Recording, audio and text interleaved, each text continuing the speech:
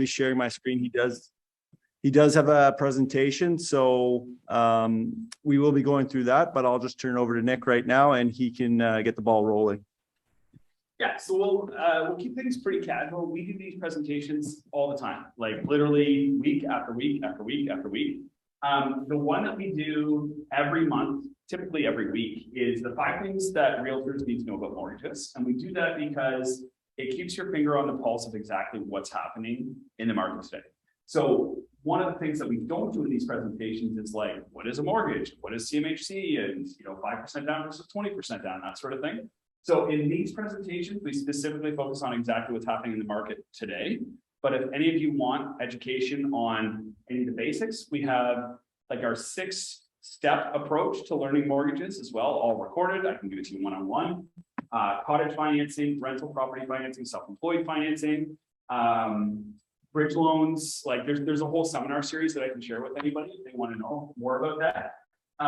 So I'm Nick Leclier. I'm the principal broker at Mortgage Wellness. We're Simcoe County's largest mortgage team. About 5,000 files funded in my career. This year we'll help about 800 people. There's about 25 people on our team, and we have largest number of Toronto. We are a mortgage brokerage, so the lenders that we work most frequently with are Scotia, TD, Manulife, a lot of the brands that you know. 9 times out of 10, we don't charge any fees at all. The institution pays us for referral fee. And that's how we make our money. So let's jump into it. I was just mentioning to the back row there that I have like interest rate increase hangover from yesterday. So I'm going to guess maybe 140 to 160 text messages yesterday. Like, hey, what does this mean? So we like to just educate clients. We like to educate realtors. I look at it like we have 2 different facets of our business from an education standpoint. We educate our clients. If you don't follow us on Instagram, follow us on Instagram or Facebook. We push out, I think, 6 videos a week right now on exactly what's happening in the market. But we spend a lot of time with the real estate community as well, because to draw a parallel, I always say, like, if we're not bringing in new buyer business from real estate referrals, it's kind of like you guys only having listings. Like they're only going to last so long before you don't need new people as buyers to get more listings. So that's why we try and keep a really, really tight relationship with the real estate community. So we sponsor the monthly BDR meetings. We're a new sponsor to your brokerage. We have been for years and years and years, and just a couple of years off through the pandemic sort of thing. So again, this is the 5 things that you need to know about what's happening in the mortgage business. Fixed rates have reached their highest level in 10 years. Okay, so when we're talking rates, there's fixed rates, there's variable rates. They run on 2 tandems that are influenced by separate factors. So quick review of rates in general. Now, keep in mind these variable rates here are before yesterday, right? Because variable rates actually haven't increased yet. We're just explaining that as well. Bank of Canada increases their overnight lending rate. That's the price that I borrow money from the government, from Royal Bank, okay? Once Royal Bank has to pay more for their money, they're going to charge more to lend it to you. So there's like a few days in between, okay? So the overnight lending rate goes up. All of our videos speak to the fact that prime has gone up, because like by the time somebody's watching that video, like Monday, prime will have gone up, okay? So there's 3 categories that you want to pay attention to in terms of interest rates and how they affect buyers. So who gets a better rate? A first-time home buyer or somebody who has 20% down? 20% down. First. I already have one. You have one. You help me lots. So the first time buyer pays a lower rate than, let's say, the second time home buyer. Okay, so this is someone who's selling and buying. This is somebody who's buying for the first time. You know why? Anybody know why? Why would these people get a better interest rate? To encourage more new home. Close. Yeah, they pay CMHC insurance. So because they pay CMHC insurance, it's insured by the government. Okay. So CMHC insurance, upon default, so Royal Bank lends Chris money. He puts down 5%, CMHC insures it, right? So he pays his insurance premium. If Chris defaults on his mortgage, yeah, right? Right? Then RBC would sell the, come on in. RBC would sell the home, right? They manage the power of sale process. And if there was a loss, which there wouldn't have been for like the last 3 years, if there was a loss, then that loss would be absorbed by RBC, and RBC would submit an insurance claim to CMHC, and they would get 100% of their loss back. So Which one's more risky? The one that's 100% insured or the one that's not? Right, this one, Kirby, this one's more risky. So this one has less risk. And for that reason, they get the best interest rates. Now, this drives people crazy because if somebody walks in and puts like $25,000 down as a first-time home buyer, they get a better rate than like their great grandfather who comes in looking to just borrow $25,000 on a $3 million home, right? First-time home buyer gets a better rate than the person who's borrowing less or a lower loan value as well. So usually between first-time home buyers and second-time home buyers, you're about 0.5% here. And then the third category is those who are buying investment property and they add a little bit of a risk rating on it. And usually this is like 1/4 to 0.5% higher than this. So lowest, not as low, highest. So that's the fixed rates. Now we're going to jump to variable rates like really, really deep because of prime rate and the increase and that sort of thing. So I won't cover that right now. But those are the three categories of fixed rates. So historical 5-year discounted rates for a first-time home buyer, you'll see back in 2008, they were almost 6%.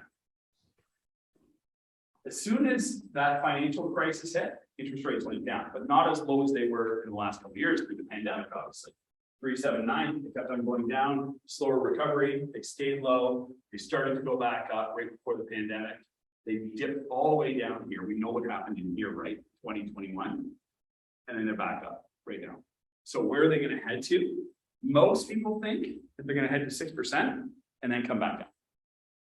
But in general, 5-year fixed rates, you can see here. So this is the red bank, this is the green bank. So in general, this is a first-time home buyer, 5.24. And then this is like a second-time home buyer, like 20% down. And you see now they're charging more for a 30-year amortization versus a 25.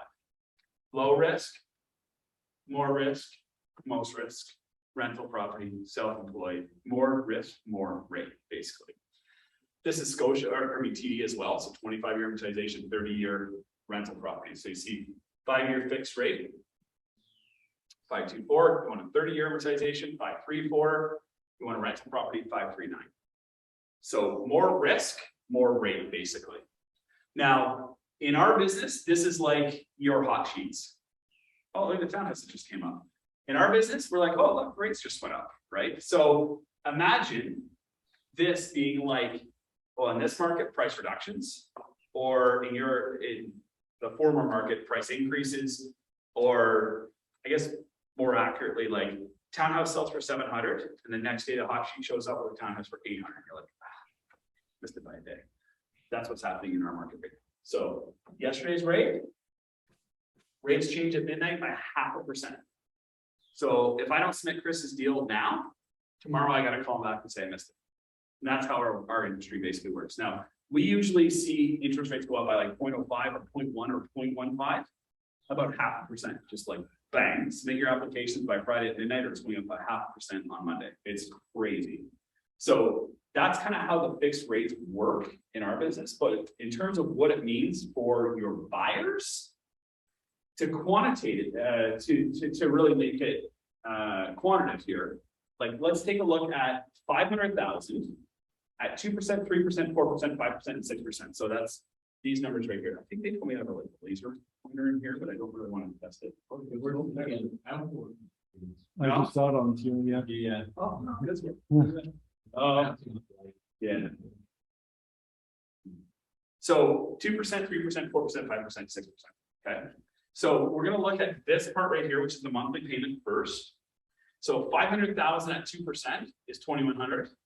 3% goes up by $200, basically $200, $200. Okay. Every time it goes up by a full percent, it's $200. But there's another effect to this as well, which is not only do they pay $200 more per month for 60 months, but they also owe about $9,000 more at the end of 5 years. Okay, so payment goes up, balance of maturity goes up as well. So here to here is $200, typically a 5-year term.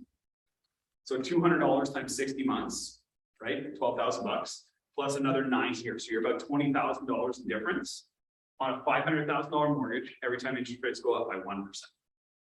$20,000, $500,000, 5-year term. Okay. That's really the net effect of all this. So our videos yesterday, I'll tell you a funny story. Our videos yesterday, we like analyze the rate increase. And you know what's really funny about the rate increase, like for you guys and us? Like our clients and like the consumer thinks that we have like this like news wire, like right into the government, right? So like they're reaching out, they're like, hey, 100 basis points. And I'm like, you know, CTV or like Rock 95. I'm like, what happened? You know, because we don't hear about it in advance. We hear about it when they announce it, just like you, just like us. It's just like who captures the news first, and then who sort of like, you know, reads through it and really determines what's happening in it as well. So yesterday, when rates went up by a full %, we started shooting all of our videos. So I'm calculating, you know, what's the cost of the 1% going up? Sorry. Yeah. Where can they find these videos? Just so everyone knows. Yeah. So sure. So if you want to shoot me an email, nick@mortgagewellness.ca, we send these videos out every single week to realtors. We also send them out through BDAR as well. And then Instagram and Facebook for Mortgage Wellness. So they're all on there. Got your comment this morning, thank you. Yeah. They're usually, we get like, so what's really funny is we get like 500, 600, 700 views on those videos. When it's like, you know, this is what you need to know about the rates increasing right now. It's going to cost you this amount of money. And it's like, oh, we get 700 views. And then like the next video down is just like people dancing to music. And it's 14 million views. I'm like, that's why this world makes no sense, right? It's like, so, you know, we prepared those videos and I calculated how much a 1% increase will cost someone over the course of a year. So for every $100,000, 1% increase will cost someone $1,000 a year. That's it. Okay, $1,000 a year, which isn't bad. Like people are thinking $1,000 a month. So I wake up this morning and I see other people in my industry posting, the increase will cost you $54 a month extra on a variable rate mortgage. I'm like, is that wrong? Right? Like I just recorded like 8 videos. They're all being like edited and you know, they're gonna get pushed out today. I'm like, I do something wrong? Why is like, I'm racking my brain. Like, what did I do wrong? Okay. But all they did was this column. They didn't do this column. Okay. So if the payment on a variable rate mortgage by going up 1% on 100 grand goes up $54, there's still this adverse effect over here, which means that they owe more at the end of the year. You add the two up and you owe about an extra $1,000 a year. So that's the true cost. So when somebody says, oh, it's only $50 a month extra, there's 2 columns. There's a monthly payment and at the end of the term, what the difference is in terms of like interest cost as well. So again, if it goes up by a full %, it's about $20,000 over 5 years on $500,000. Number 2 is that prime rate will continue to increase. Okay. Now, when I did this presentation on Tuesday, it was a lot more relevant than today because everyone's like, what do you think is going to happen basically, right? But here we are. It changed. So, you know, what do you need to know as realtors? Well, the Bank of Canada meets 8 times a year, not 12, not quarterly, 8 times a year. It's kind of a random number, to be honest with you. The last increase to prime before yesterday was 0.5%. And then the next increase, sorry, I changed this morning because I presented it yesterday and then of course it moved, right? But it increased by 100 basis points yesterday. Now we posted to our Instagram story and was like, what do you think? Like 50 basis points or 75 basis points? Everybody answered 75, but we didn't even have 100 on there as an option because like, honestly, like I didn't even think it was an option. So I'm driving down the highway and my team messaged me and said 100 basis points. And I'm like, 100 basis points for what? Like what deal, what client, like what are we talking about here? And they're like, no, like BOC increase. And I'm like, huh? Basis increase. They're like, the increase was 1%. I'm like, you're kidding. I thought they're messing. Like, there's no chance. We didn't even have this in our sites. Like, it was off the radar, basically. Okay. Now, there's no meeting in August, and then there's a meeting in September. So, basically, what the Bank of Canada was doing is trying to get this range right here. It's not 3, it's 3.7 today. It'll be 4.7 by like tomorrow or Monday by the time prime increases. Okay. So they had set their target to what they said was a neutral range. And a neutral range is where they want interest rates to sit ultimately. Okay. Before yesterday, or today, I guess, it was 3.7. It's going to go to 4.7, but that's the low end of the neutral range, which means that there's still a 0.5% here, but people are saying now that 3/4 of a point is not off the table.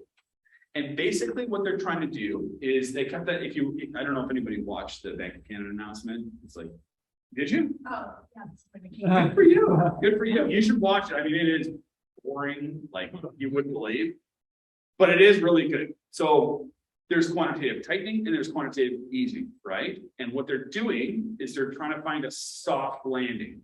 So they said recession, I don't know, 100 times. Did you hear that in that announcement? So they kept on saying recession. We don't want to push it into a recession, but we want a soft landing. So they're saying we want all the effects of a recession, but we don't want the negative GDP. Now, somebody told me that the biggest contributor to domestic GDP is housing, right? Housing and energy. But energy is typically not domestic. Housing is. So they want a soft landing. They want to control the recessionary effects without going into a recession.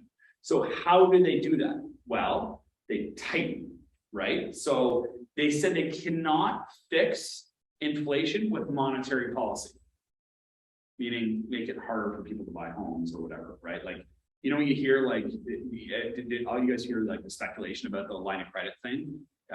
Everybody thought that they're going to stop the ability or take away the ability for someone to borrow from a line of credit and buy a rental property. That was a big off-seat thing. The office of the financial superintendent didn't happen because they can't change what's happening through changing housing policy, right? We know that now. They can do it through interest rates. We know they can do it through interest rates. So this is all they have, right?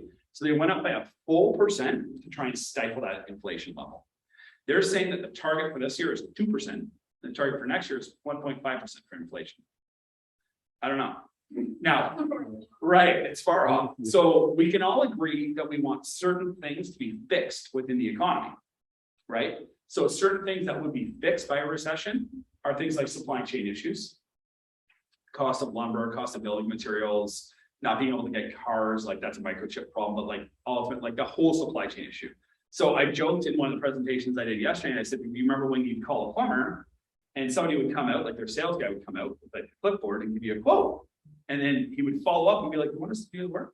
And you're like, no, I have 2 other people quoting it and I'll get back to you. And then somebody would show up on time to do it. The project gets done. There's not 2 extra zeros at the end of the quote. Like that's what they're trying to stop, right? So back to a normal economy. Now, to relate that to real estate, everybody wants a market where a home gets listed for more than 1 day, more than an hour.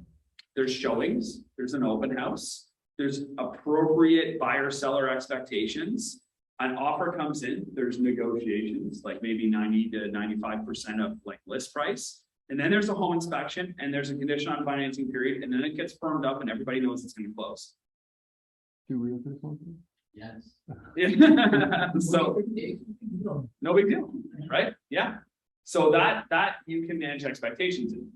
The market that we just exited is really tough to manage expectations. The market that we're in currently, very difficult to manage expectations because it's reduce, really just trying to get to like, you know, the point where we should have been the whole way along.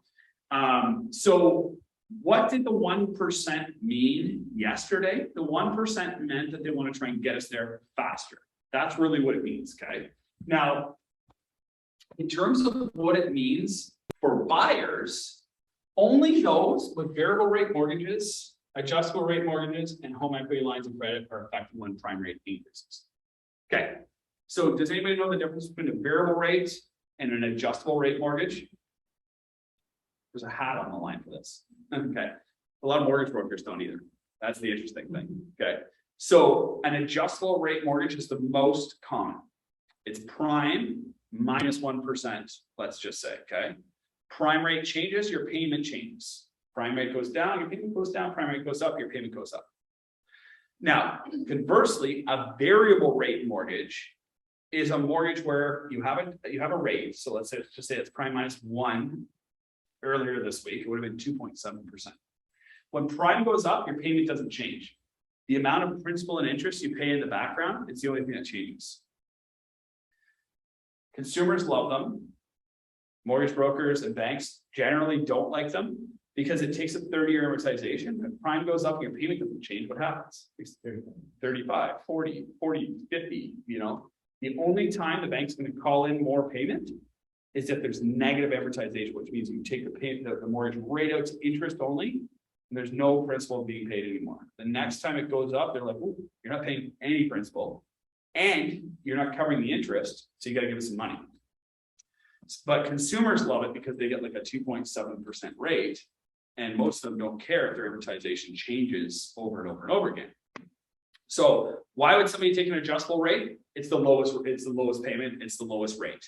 Usually like a variable rate would be like prime minus 0.5%, where an adjustable rate would be like prime minus 1%. Like it's a way deeper discount. So those with variable rates, adjustable rates, and home equity lines of credit are the ones that are going to see the change. Now, again, most people have an adjustable rate where the payment actually changes, and those are the people that sent me the 127 text messages yesterday. How much is it going to go up? What does it mean? Should I lock in?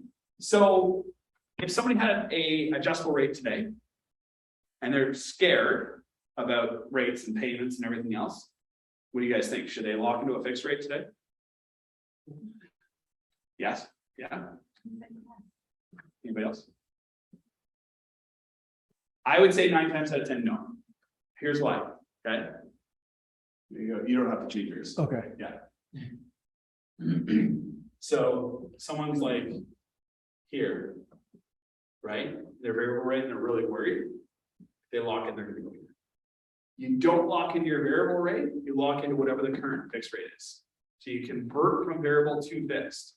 So when this even goes up from 3.2 to 4.2, you're still over 1% lower than the fixed rate. Now, you try and tell someone that has a variable rate, it's tough to like still talk them off the ledge. But what we need to remind,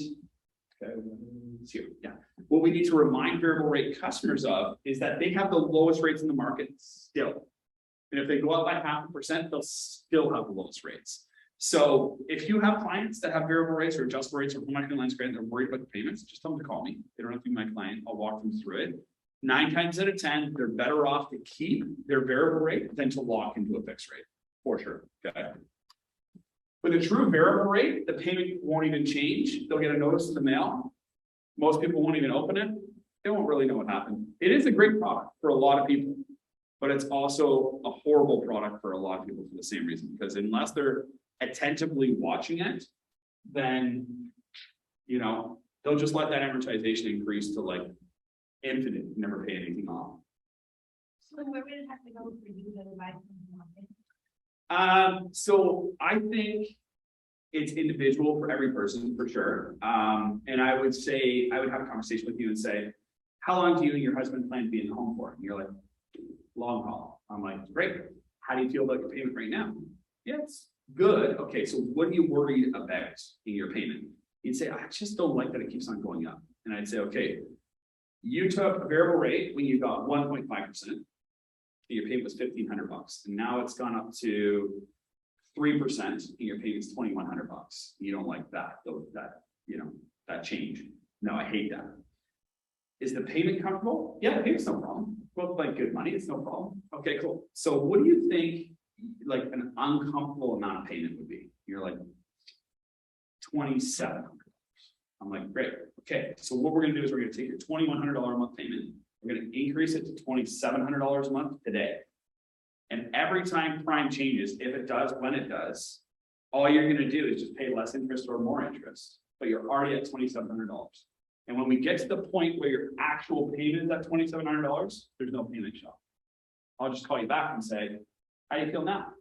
Yeah, it's comfortable. Okay, cool. Because it's going to go up again, or maybe it came down, because I'm going to get to that. I do think it's going to come down. But all the while, you paid an extra $600 a month on your mortgage the entire time. So even any effect that a higher rate would have, you've already counterbalanced it by paying $600 a month the whole time. That's probably what I do. Yeah. So I don't like no sales pitch intended at all, but there's not a bank in this country that's going to give them that. process, right? They're gonna be like, here, you wanna walk in, sign, sign the form sort of thing. So we usually in our business say that a client walking into a branch is a lot like one of your clients walking into like a sales office for a new home builder. You wanna buy a home? Oh, we got 5 months. You wanna choose one? They walk into a bank, we got 5 products. You wanna choose one? The 1 year, the 2 year, the 3 year, the 4 year, the 5 year, it's the same thing.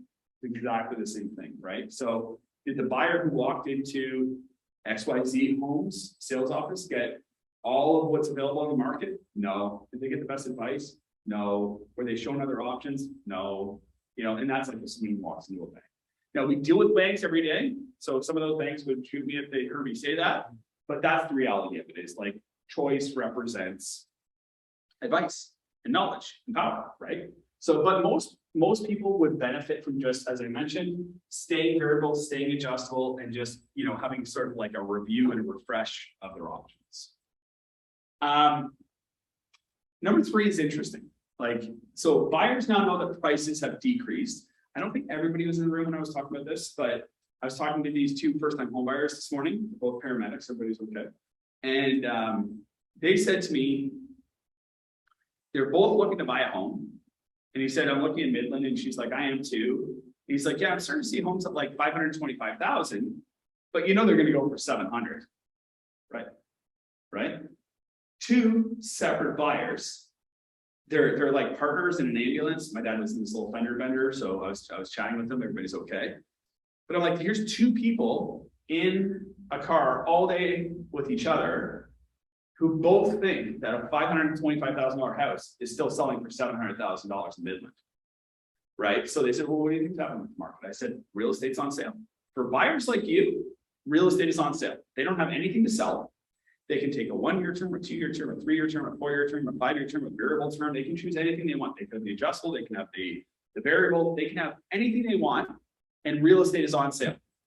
So buyers know that prices have decreased, and that was in my presentation before that conversation this morning. Now, I hope that's not what every first-time home buyer is out there thinking, like things are still selling over asking, but it tells me that me and everybody in this room should be on like Instagram saying, prices are not selling for over list. Of all the houses that sold in the last 2 weeks, this percent, maybe 1 or 2, sold for over list. So if you're a first-time home buyer and you see prices like this, and picture slides through, they're not selling for this. They're selling for this, this, and this, which is like listed for 525, it's selling at 510, 500, 495, whatever, you know, whatever that price is. Now they know that prices have decreased. And they also know that rates have increased, which is old news, and that's great. So we used to spend tons and tons and tons of time explaining to buyers, I can't get you the 2% anymore. I don't have to do that anymore. They all know. Everybody knows that rates are up. That's old news. Everybody also knows that prices are coming down. That's starting to be old news. But they're still also unsure of, you know, what it all means. Like, how do they connect the two? So they know that there's a good deal, but how do they connect them? So it's really interesting to educate people that are in this situation. Because buyers have always, like, even when rates are at 1.5% or 2%, they've always been focused on payment. Always, always, always. So what if we reintroduce payment to buyers? $750,000 as a mortgage at 2% in January was $3,100. $600,000 at 5% today is $3,400. So who wins in that equation? Bank, right? But this person paid $150,000 less for their home. But they pay more in the interest rate. They pay $300 more a month. So who wins? Nobody knows. Nobody knows. So I'm going to walk you through the scenario because it's really, really, really powerful to share with your buyers. Probably the most powerful thing that I'm going to show with you is point number 5. I'm going to walk you through a scenario of 2 separate buyers. Okay. One bought January, high price, low rate. The second one bought today, low price, high rate. And we're going to see who wins after the 5 years. Okay. So you guys all have to guess. So start thinking about it. High price, low rate, low price, high rate. Okay. What's your guess? Okay. You gotta have. No way. But then yeah. Oh, sorry. I wasn't gonna go over your head. Sorry. Okay, so most buyers we know are focused on monthly payment. Check out the difference here, right? 750 at 2% January versus today's interest rates, the difference is $313. But the buyer who purchased at $600,000 would also owe $100K less at maturity after 5 years, $100,000 less, because you can't make up that much interest in 5 years alone. Now, maybe over 30 years, but in Canada, we have what's called partially amortized mortgages, which means you get a 30-year amortization, but a 5-year fixed term. And at the end of the 5 years, you just change it all up. In the States, you get a 30-year fixed term. Now, you can break it, you can change it or whatever. But part of what's magical about our system is you get an amortization, plus you get a term that's tied to it. 5 years, 3 years, 2 years, at the end of your term, you just redo things and just move on with life. So commonly people will say, well, what happens if my payment, if I have this and I owe this, but I get this rate, what's going to happen here? Well, it's going to go up. Of course it's going to go up. But at the end of the term, you know what we do? We either downsize, we change their behavior, meaning like we consolidate debts, wrap it all into one and say, stop spending so much money. That's your new payment. It's an individual decision, but usually what happens is we realign their finances, we pay things out, we pay off cars, they trade cars in, maybe they downsize. That's what happens. And we're allowed to do that because every 1, 2, 3, 4, or 5 years, those mortgages come up for renewal. So if prices decreased an additional 5 to 10%, who thinks they will? There's no buyers. I think they will. I do. Yeah, I do. I do too. So I think the $1 million house in January, like first view, 2-story, 2-car garage, $1 million is $850 now, let's say. And I think it's going to go to 800. But what was it worth in 2019? Maybe, right? They're still up. Everybody's still up. The only people that are at a huge amount of risk are the people in the last 12 months, really. Those people just need to hunker down. Hopefully they got the good interest rates of like the first 8 months of the last 12 months. And they just stay, just sit tight, get some good advice. That's what they need to do. But if prices decrease an additional 5 to 10%, this will start to become more aligned. The 3,100 and the 3,400 will start to become more aligned. 750 at 2% versus 550 at 5% will be the exact same payment. And that is a beautiful conversation to have with buyers. Homes have come down in price, rates have gone up, your payment will be the same, you'll come out ahead after 5 years. How does that sound? Sounds really great. So let me show you affordability tied to this first, actually, and then we'll go through the scenario. So a young couple comes into my office and gets pre-approved in January. Okay. They qualify for a $500,000 purchase with 5% down. Interest rates at the time, 2%, for example. They decided not to buy. They knew that the market was going to decline. They just wanted to wait. It's a lot of people that you probably have in like your pipeline right now, for example. They come back into our office and get pre-approved in June. They received a rate of 4.89%. Now, when they came in January and got pre-approved for this mortgage in this house, we used a stress test rate of 5.25%. Now, buried in the stress test qualifications, it says 5.25% or the actual rate plus 2%. So we qualified them in January using this rate. Now we have to qualify them at this rate. And what's the net effect of that? The net effect is that they now qualify for 425 instead of 500, which is a decrease in budget of 15%. So the message to you here is, if you get a call from that buyer that you were showing homes to last summer, and they want to go out and look at the same kind of homes as last summer, you can't show it to them unless they've been pre-approved.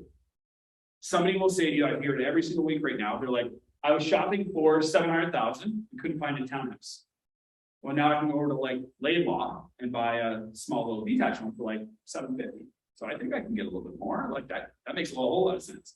But wait, their budget went down by 15% just by having to use a higher stress test rate. So they don't qualify for 700 anymore, right? They're still looking for a townhouse. They have to follow the market down. They can't shop for the same house in a different market because the rates changed as well, right? Typically rates and home prices don't travel in the same direction, right? They just happen to be traveling the same direction for about 4 months this year, right? So, home prices were going up, rates were going up, and we're like, whoa, wait, I gotta pay more for the house and more for the rate. This stinks. And now that's changed, right? Home prices down, rates up. That's usually the way they travel. So if you've been showing anybody a home in the last 18 months and they haven't been pre-approved, don't take them to show them a house. You can't, because you'd be wasting your time in theirs. They need to get their sight set on their new budget, because again, they need to follow the market down a little bit, right? Townhouse was 700,000. Oh, geez, detached home is now $700,000. No, you're still shopping for the townhouse because the townhouse went down in value and so did your budget. So just before you go out in the car on a Sunday to show anybody a home that you were showing homes to last summer, for example, make sure that their budget is readjusted. Does anybody have any questions on the stress test and how that's changed? Yeah, go ahead. No, go. You have seen in budget policies like inflationary pressures. Yeah, so so budgets are definitely down. Yeah. But buyer expectations are not necessarily, like they're still unrealistic. So here's what happens. So my favorite conversations are with realtors because I can be like really super candid. Because you can't have this conversation with just a consumer, right? But so I wouldn't have this conversation with consumer, but I'll have it with you guys. So I find that consumers right now are not buying and selling in the same economy. I'll give you an example. I was talking to this client and he wants to refinance his existing house and buy investment real estate. Okay. So we're going to refinance his house. And I said, so where do you want to buy? He said, I want to buy in Sugarbush, right? So I live in Horseshoe Valley, it's straight down the road. And he said, I'm just waiting for those homes to get back to like 2019 values and I can pick one up for 400K. Gets better. I'm like, okay, cool. I don't think that's going to happen. Here's why, et cetera, et cetera, et cetera. But then we go into the refinance of his house. And I'm like, has the appraiser contacted? He's like, yeah. And I said, great. Okay, so we'll come in Friday. Here's the process. We'll have a report on Monday. He's like, it's got to be like 9. It's got to be 9. We paid 6 last year. Okay. So why is your house doing this and everybody else's house is doing this? Right? So it's kind of like the NIMBY thing, like the not my backyard thing, right? Like your house is still doing this. It's unaffected. You're in a bubble, but everybody else's house, you want to buy at a fire sale price. So if you're a buyer, the behavior has totally changed. People think that they can get like, $75,000 off list price, for example. If you're a seller, you're like, hey, I already reduced. I'm at market. I'm not taking a fire sale price. Like, I know I'm not $1 million. I know I'm 850, but I'm not taking something. And that's where these things need to align. And that's why I think that personally, me, not a realtor, because you guys are better at this than me, but I think we're going to see a slight decline, level off, and I think we're going to see a strong spring market personally. I think as soon as everybody adopts the new environment, higher interest rates, stable home prices, then I think we'll get busy again. Because there's one thing that we know, okay? Everybody, like people are like, what do we tell buyers who want to buy in this economy? They're saying home prices can go down. Maybe, we don't know. But you know what we do know? Rates are going up. Okay. Imagine, like to relate it to your industry. Imagine if you got a notice saying 8 times every year we're gonna mandate the price of townhomes, and this year we're gonna increase them by like 50%. So we're gonna be, and the townhouse that was $600,000 yesterday, it's gonna be $700,000 tomorrow, because that's what they do in our business, right? We're like, rates are 3.7 tomorrow, they're 4.7. Like it's the only thing they can control that trickles down to controlling your environment, which is house prices. Once people know, again, back to what I was saying here, people know that home prices have come down. People know that interest rates have gone up. So once everybody adopts that, that's when you'll see the flatten, right? There's still fear right now. So once everybody's comfortable with it, it'll flatten. And once everybody adopts it, which will be spring, you'll see a hot spring market. That's my prediction. So Buyers need help doing the math and finding the opportunity, okay? This is the most important thing I'm gonna show you today. And for the people online, if you can't hear me, just let me know and I'll speak up more. This is the most important thing you'll hear today from me, okay? So we're gonna do the math, okay? Two different couples buy the same house just down the street from each other. 2-story homes, 2-car garage, first few. One couple buys in January, top dollar. They get a fabulous interest rate of 2% fixed for 5 years, 199, let's call it 2%, okay? The other couple buys in July. They get a fabulous deal on their house. So I'm buying in July, Chris is buying in January, okay? And he's like, look at my interest rate. And I'm like, I paid $150,000 less for the same house. He's like, your rate sucks. And Chris and I are wondering who comes out ahead after 5 years. So this is the conversation that you have with buyers right now in this economy, okay? So in January, these people bought $999,999 and down 10%. So can anybody tell me what the minimum down payment would be if it was $1 million? You're not allowed to answer yourself. Oh. It's like the teacher as a student. You guys know? 20%. Yeah. So as soon as you hit 20%, it's 20. Or for me, as soon as you hit $1 million, it's 20%. No ifs, ands, or buts. Okay. So when this rule first set in, a lot of people in Toronto where we saw $1 million price points, we're doing like 99999, and then like massive non-refundable deposits and stuff. Like there's no way around it. I can tell you that. Like I've seen it a million times. There's no way around it. So that's why I say 9999999, 10% down is just under that $100,000. That's that problem. So the monthly payment on this, Chris's payment, is $3,900, and that's a 5-year fixed rate of 2% with a 25-year amortization. When I got in the business in 2007, this would have been 40 years. First time home buyers could get 40 years. Everybody took it. Now it's a maximum of 25 years. So Chris buys for $999,000. He puts down 10%. He has a monthly payment of $3,900, and he owes $777,000 after 5 years. Now I bought on the same street and was like, no. I bought for $850, but I put the same money down, same $99,990, because I just want to compare apples to apples here, right? So $850, $100,000 down. My payment is $4,400, and he's like, see, it doesn't matter. I have a better rate. I pay less. And I'm like, but wait, what about this number here? Like I owe less after 5 years, right? He's like, but you pay more per month. So who wins, right? The monthly payment of the couple who bought in July is higher. We know that, right? And the monthly payment of the couple that bought in January is lower. How much lower? Well, I paid $586 a month more than Chris. And that's a lot. So over the course of the 5-year term, I pay $34,000 more than Chris does in payments. $586 a month, every month for 5 years, $34,000. But how about the balance at maturity? Like I mentioned to you guys, you can't make up that much interest, right? So Chris is going to owe $777,000 after 5 years. I'm going to owe $684,000 after 5 years. I owe $93,000 less than Chris. And even when you factor in the fact that I'm going to pay $34,000 extra in payments, he owes $777,000, I owe $685,000. The difference is $93,000. I made $34,000 in extra payments. I win by $60,000.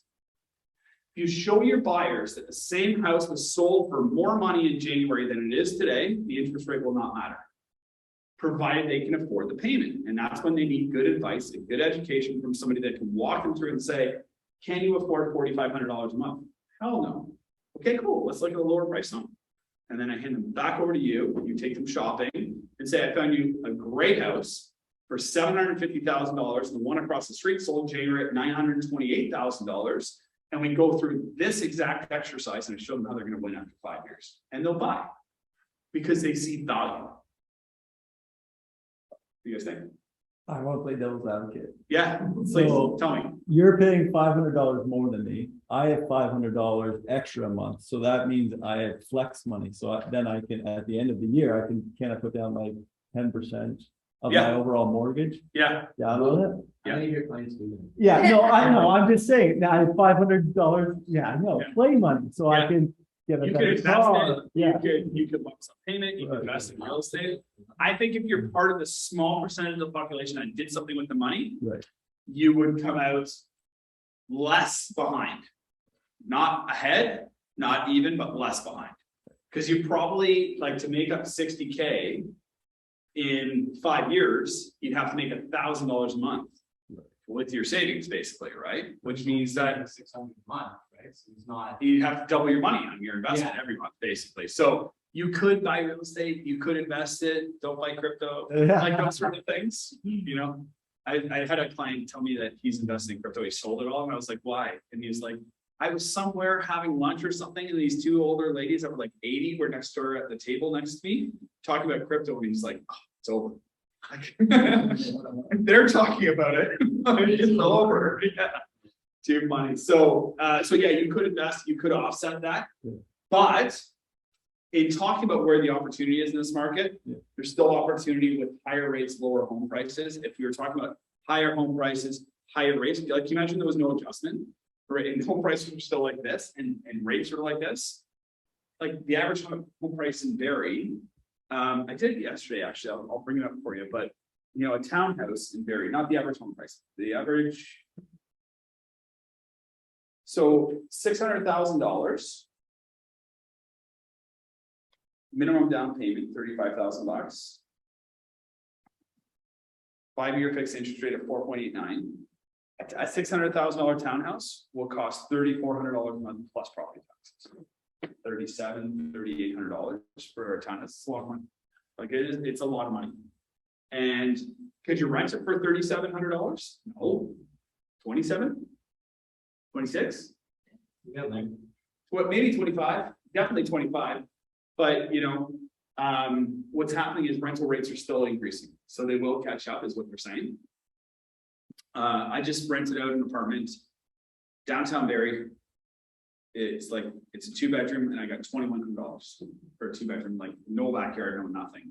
And I had other landlords like through Facebook Marketplace message me and they're like, hey man, can you increase that rent? It's gonna harm my building. And I was like, oh, is this what's happening right now? You know?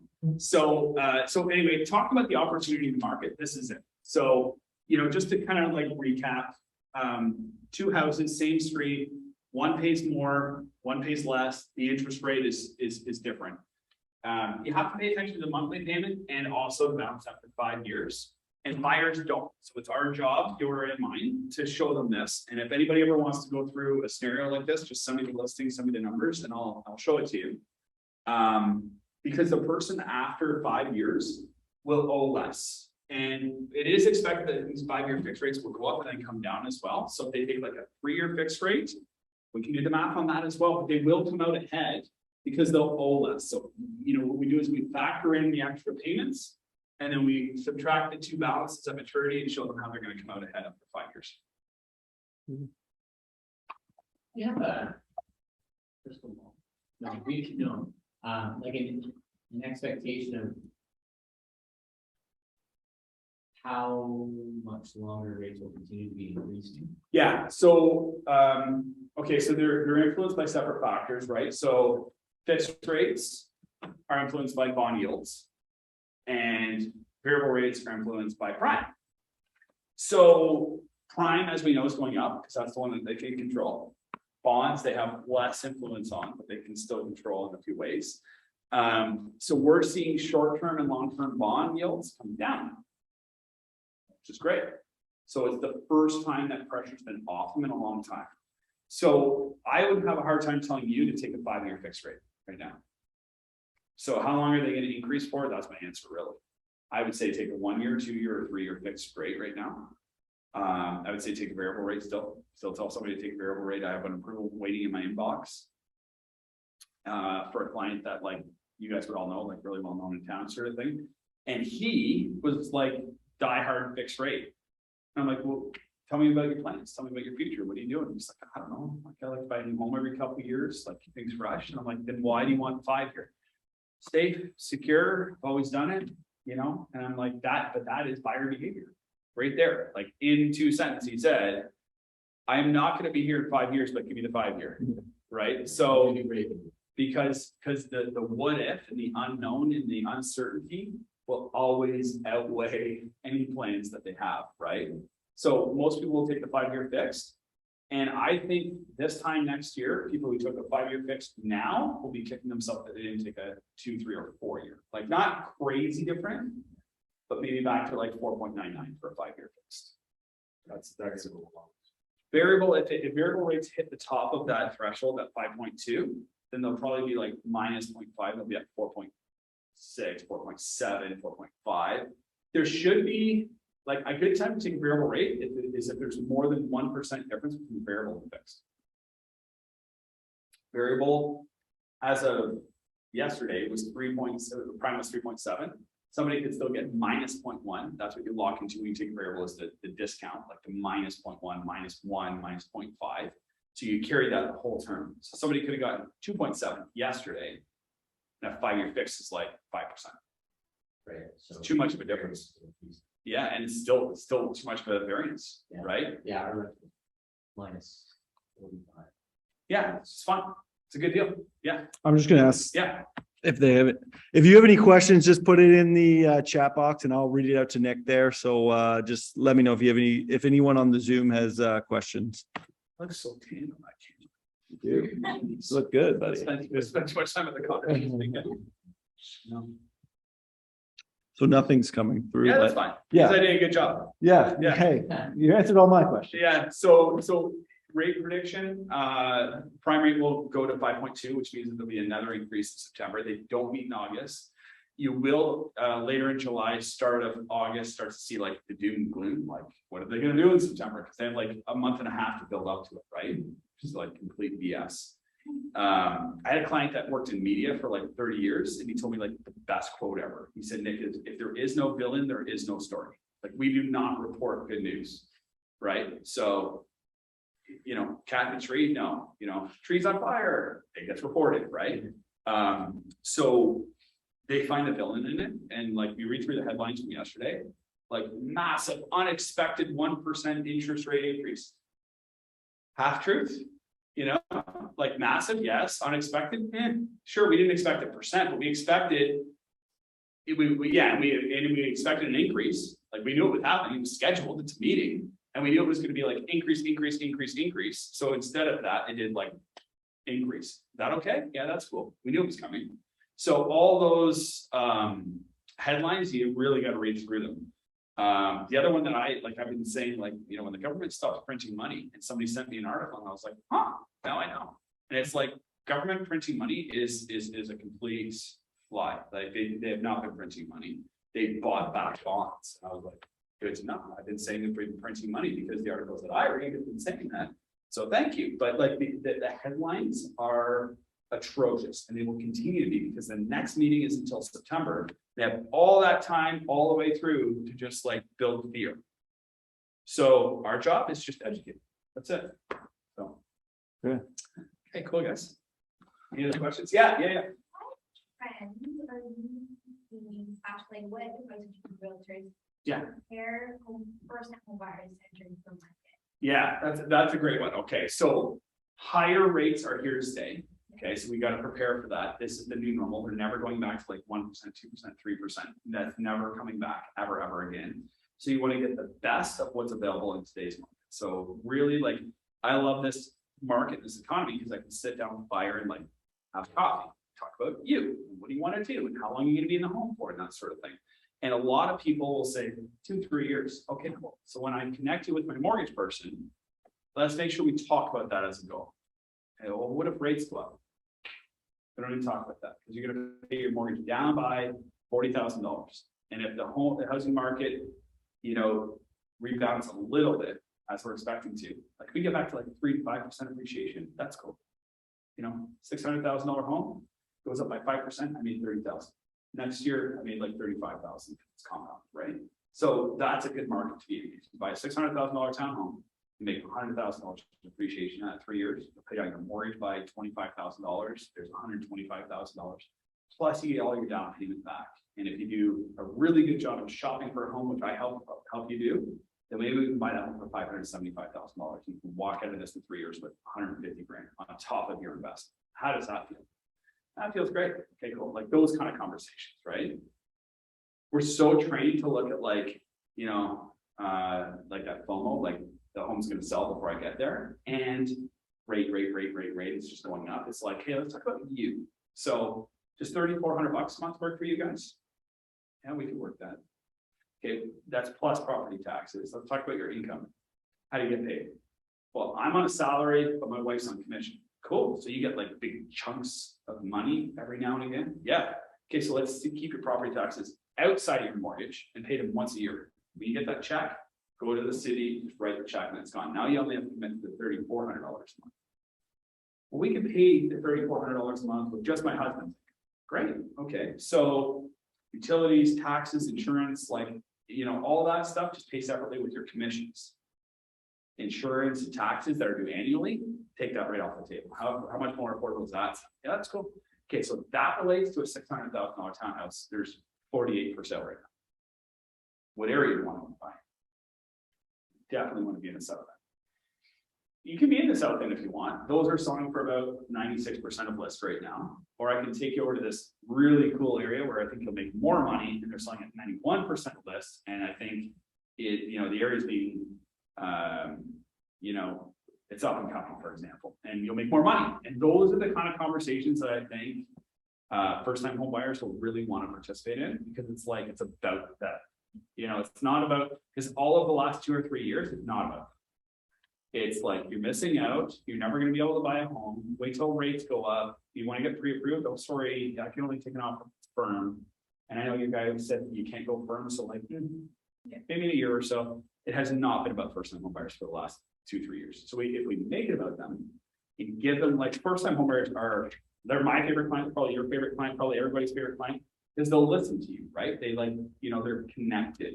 So I think if we get back to like just showing them like an incredible amount of value, then that's what it will be about.